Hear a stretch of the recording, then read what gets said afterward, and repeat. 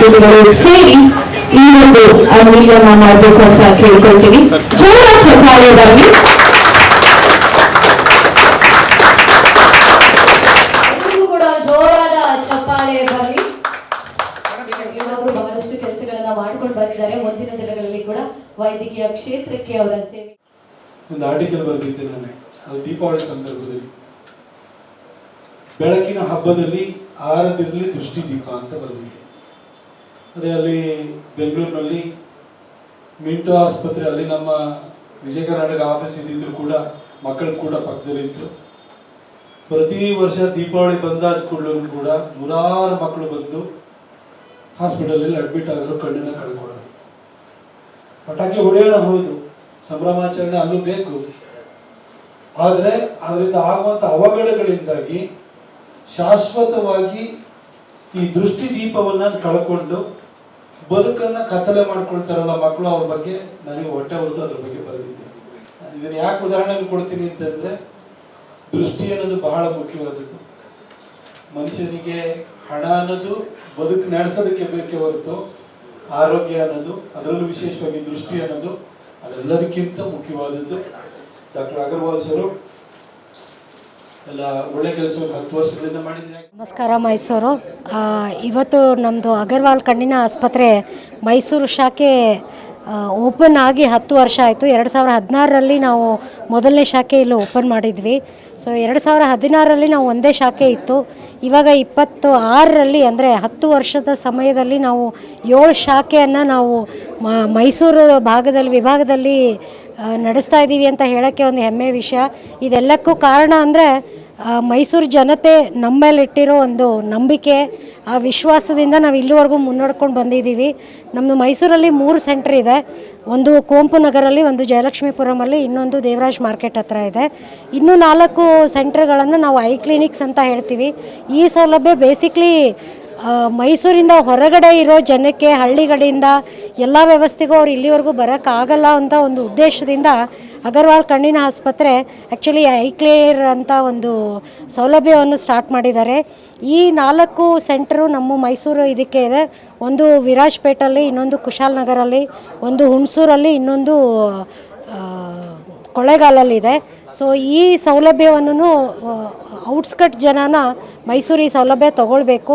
ಇನ್ನೊಂದು ಹೆಮ್ಮೆ ವಿಷಯ ಅಂದರೆ, ನಾವು ಮೊದಲನೇ ಶುರು ಮಾಡಬೇಕಾದ್ರೆ ಬರೀ ಒಂದು ಪೊರೆಗೆ ಅಂತ ಒಂದು ಸೀಮಿತವಾಗಿರೋ ವ್ಯವಸ್ಥೆ ಅಥವಾ ಟ್ರೀಟ್ಮೆಂಟ್ ಮಾತ್ರ ಇಲ್ಲಿತ್ತು. ಇವತ್ತು ಅದು ಬೆಳೆದು ಬಿಟ್ಟು ಈಗ ಅತ್ಯಾಧುನಿಕ, ನಾವು ಯಾವುದೇ ಪೊರೆ ಆಪ್ರೇಷನಿಗೆ ನಾವು ಮಲ್ಟಿಫೋಕಲ್ಲು, ಟ್ರೈಫೋಕಲ್ ಐವೋಲ್ಸ್ ಅಂದರೆ ಪ್ರೀಮಿಯಮ್ ಲೆನ್ಸ್ಗಳನ್ನು ಹಾಕಿಬಿಟ್ಟು ಎಂಥದೇ ಕಷ್ಟಕರವಾದ ರೆಟಿನಾ ಕಾಯಿಲೆಗಳು ಅಂದರೆ ಈ ಡಯಾಬಿಟಿಕ್ ರಿಲೇಟೆಡ್ ಇರಲಿ ಅಥವಾ ಈ BP ರಿಲೇಟೆಡಿಂದ ಬರೋ ಕಾಯಿಲೆಗಳಿಗೆ ರೆಟಿನಾ ಚಿಕಿತ್ಸೆನೂ ನಾವು ಇಲ್ಲಿ ಮಾಡ್ತಾ ಇದ್ದೀವಿ. ಜೊತೆಗೆ ಅಕ್ಯುಲೋಪ್ಲಾಸ್ಟಿ ಅಂತ ಹೇಳ್ತೀವಿ, ಅಂದರೆ ಕಣ್ಣು ಸುತ್ತ ಇರೋ ತೊಂದರೆ ಅಥವಾ ಅಲ್ಲಿಂದ ಕಣ್ಣಿಂದು ಪಕ್ಕ ಇರೋ ಎಲುಬಿಂದ ಆಗಿರೋದ್ಬೋದು, ಮಸಲ್ಸಿಂದ ಬರೋ ಕಾಯಿಲೆ, ಅದನ್ನು ಇಲ್ಲಿ ನಾವು ಚಿಕಿತ್ಸೆ ಮಾಡ್ತೀವಿ.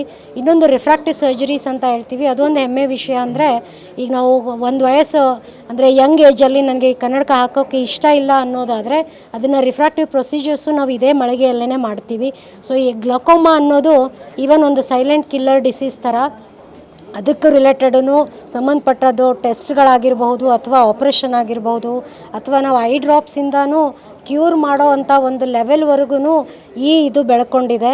ಮುಂಚೆ ಎಲ್ಲ ನಾವು ಯಾವುದೇ ಅತ್ಯಾಧುನಿಕ ಅಥವಾ ತುಂಬ ಕ್ಲಿಷ್ಟಕರವಾದ ಕಣ್ಣಿನ ಸಮಸ್ಯೆ ಬಂದರೆ ನಾವು ಮುಂಚೆ ಎಲ್ಲ ಮೆಟ್ರೋ ಸಿಟೀಸಿಗೆ ನೋಡ್ತಿದ್ವಿ. ಅಂದರೆ ಪೇಷಂಟು ಬ್ಯಾಂಗ್ಳೂರಿಗೆ ರೆಫರ್ ಮಾಡಿದೆ, ಬಾಂಬೆ ರೆಫರ್ ಮಾಡಿದೆ, ಚೆನ್ನೈಗೆ ಮಾಡಿದೆ ಅಂತ. ಅದೊಂದು ಹೇಳ್ಕೊಳ್ಳೋಕ್ಕೆ ಹೆಮ್ಮೆ ಅಂದರೆ ಆ ಎಲ್ಲ ವ್ಯವಸ್ಥೆನೂ ನಾವು ಇಲ್ಲೇ ಒಂದೇ ಸೂರಿನಡಿ ಮೈಸೂರು ಜನತೆಗೆ ನಾವಿಲ್ಲಿ ಕೊಡ್ತಾ ಇದ್ದೀವಿ. ಸೊ ಹಾಗಾಗಿ ರೆಫರಲ್ ತುಂಬ ಕಡಿಮೆ ಆಗಿ ನಮ್ಮ ಮೈಸೂರೇ ಮಟ್ಟಿಗೆ ಬೆಳೆದಿದೆ ಅಂತ ಹೇಳ್ಕೊಳ್ಳೋಕ್ಕೂ ಖುಷಿಯಾಗುತ್ತೆ. ಸೊ ಇದೆಲ್ಲದಕ್ಕೂ ಕಾರಣ ನಮ್ಮ ಮೈಸೂರು ಜನತೆ ನಮ್ಮ ಮೇಲೆ ಇಟ್ಟಿರೋ ವಿಶ್ವಾಸ. ಸೊ ತುಂಬ ಧನ್ಯವಾದ. ಇನ್ನೊಂದು ಅಂದರೆ ನಮ್ಮ ಹತ್ರ ಎಲ್ಲ ESI, CGHS ಮತ್ತು ECHS, ESI ಎಲ್ಲ ಸೌಲಭ್ಯ ಇದೆ. ಬೇಸಿಕಲಿ ಇದನ್ನು ಏನಕ್ಕೆ ಅಂದರೆ, ನಾವು ಎಲ್ಲ ವರ್ಗದ ಜನತೆಗೂ ಇದು ಮುಟ್ಟಬೇಕು. ಬರೀ ನಾನು ದುಡ್ಡಿರೋರು ಕಾರ್ಪೊರೇಟ್ ಹಾಸ್ಪಿಟ್ಲ್ ಇದೆ ಅದಕ್ಕೆ ಅಂತ ಸೀಮಿತವಲ್ಲ. ಅಂದರೆ ನಾವು ಎಕ್ಸ್ ಆರ್ಮಿ ಮೆನ್ ಆಗಿರಲಿ, ಸೆಂಟ್ರಲ್ ಗೌರ್ಮೆಂಟ್ ಎಂಪ್ಲಾಯಿ ಆಗಿರಲಿ, ಗೌರ್ಮೆಂಟ್ ಎಂಪ್ಲಾಯೀಸಿ, ಸರ್ಕಾರಿ ಎಂಪ್ಲಾಯೀಸ್ ಆಗಿರ್ಬೋದು, ಅಥವಾ ಪೊಲೀಸ್ ಡಿಪಾರ್ಟ್ಮೆಂಟು, KSRTC ಯಾವ ಥರದವ್ರೂ ಬಂದು ಇಲ್ಲಿ ನಾವು ಒಂದು ಸುಲಭ ರೀತಿಯಲ್ಲಿನೂ ತುಂಬ ಅಮೌಂಟ್ ಇಲ್ಲದೆ ಇರೋ ಇದರಿಂದ ಅಂದರೆ ಕಾರ್ಪೊರೇಟ್ ಅಂತ ಆ ಇದರಿಂದ ಬರದೆ ಎಲ್ಲರಿಗೂ ಚಿಕಿತ್ಸೆ ಎಲ್ಲ ವರ್ಗಕ್ಕೂ ಸೀಮಿತ ಆಗಿ ಇರುತ್ತೆ ಅಂತ ಹೇಳೋಕ್ಕೆ ಸಂತೋಷ. ನಾನು ಡಾಕ್ಟರ್ ಕವಿತಾ ಅಂತ, ನಾನು ಇಲ್ಲಿ ಮುಖ್ಯ ವೈದ್ಯಾಧಿಕಾರಿ Kuvempu Nagar branch doctor Agarwal I hospital.